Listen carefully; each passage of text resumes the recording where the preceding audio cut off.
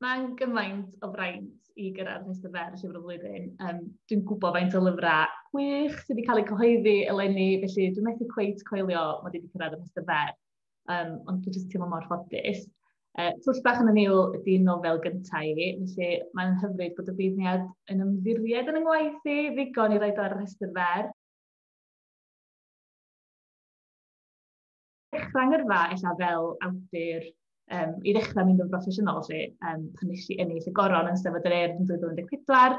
Ac oedd hynna'n hyfryd, mae'n gyfle mor dda efo Steddfod yr Urdd a chystadlu i gyhoeddwyr a'r diwydiant llenyddol fod i'n nabod pwy wyt ti a dechrau rhoi cyfleoedd i chdi i arbrofi efo lenyddiaeth a datblygu fel awdur. Mae gen i lyfr plant wedi cyhoeddi hefyd o'r enw Y Môr Leidr a Fi.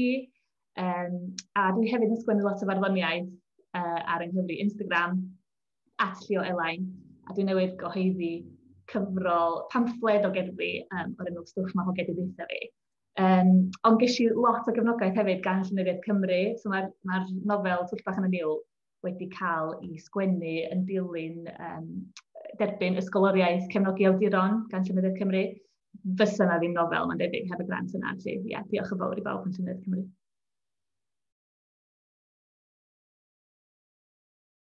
Mae'r llyfr yn dilyn cymeriad o'r enw Lowri, sydd newydd orffen yn y brifysgol a 'di symud nôl adra, a mae'n jyst yn teimlo chydig bach yn stuck.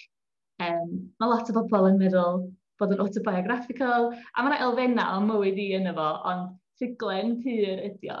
Mae yna lot o'r straeon wedi tynnu o bethau sydd wedi digwydd i fi neu gan yn ffrindiau a wedi rhoi nhw i fewn. Mae'n lyfr hefyd sy'n trafod lot am consent a cydsyniad rhywiol, ac oedd hwnna'n bwysig i fi achos dwi'n meddwl dysgu'n bobl ddim wastad yr iaith yn y Gymraeg, a'r eirfa, dan ni wedi arfer i drafod yn Saesneg ella, ond dy'r eirfa ddim wastad gyn ferched a bobl ifanc yn y Gymraeg. So o'n i eisiau cael rhywbeth oedd yn trafod hwnna, sydd allan dal yn eitha tabw, a dechrau rhyw fath o drafodaeth eto am gydsyniad.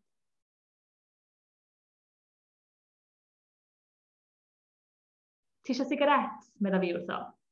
Do'n i ddim yn smocio go iawn, ond ro'n i wedi ffeindio'r pacad hanner gwag ar lawr y clwb yn gynharach yn y noson, ac ro'n i'n meddwl i fod hi'n haws sediwsio rhywun efo sigaret yn fy llaw. Cymerodd o un, gan ei dal rhwng ei fawd a'i fys pwyntio, a chyrlio ei arddwn am ei fewn fel bod y sigaret yn cael ei gwarchod gan gledr i law. Ro'n i'n dal fy un i mewn ffordd lot mwy common, rhwng fy nau fys cyntaf, ac yn teimlo fel Sandy o Gris. Sbiais yn syth i'w lygaid wrth i mi chwythu cwmwl llwyd allan o gornel fy ngheg. Dydys i wrth fy hun y baswn i'n trio dy osgoi dior a posib heno, meddai, gan wisgo ei fysedd drwy ei wallt. Roedd hyn yn mynd i fod yn lot haws, nag o'n i wedi meddwl. Fy osgoi? Wel, di hynna'n neis iawn, na di, medda fi gan chwerthin. God, dwi'n licio chi de. Licio fi? Ti'n hyd yn oed yn nabod i? Sbiodd arna i efo'i ddwy lygad ci bach, cyn ysgwyd ei ben. Ro'n i wedi tynnu fy nwy ben glin i fyny, ac oedd fy ngên yn pwyso arno nhw, a'n llygaid yn sbio i fyny arno drwy'n amrannau. Roedd gorlau oren yn fflachio drwy'r blychau rhwng ei fysedd, wrth i wefusau dynnu ar y sigaret, ac ro'n i'n ei chlywed hi'n clician yn ddistaw fel geiger counter bach poeth. Ar ôl smocio i lawr at y ffiltar, lluchiodd hi o dan y pwr picnic a throi ata i. Fedrai'm gwneud hyn, Low, ti'n gwybod hynna'n dwyt? Dwi heb ofyn am ddim byd gen ti.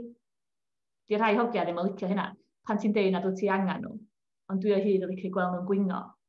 Argian, mae pŵar yn mynd i ben rhywun yn gyflym.